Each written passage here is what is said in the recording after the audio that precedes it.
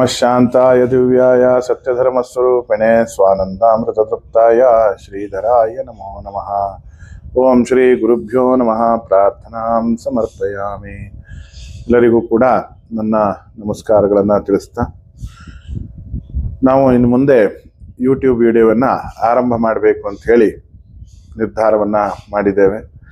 ಎಲ್ಲರಿಗೂ ಸಹಿತ ಇದು ಸಹಕಾರವಾಗುತ್ತೆ ಹೇಳುವಂಥದ್ದು ನಮ್ಮ ಭಾವನೆ ಇದೆ.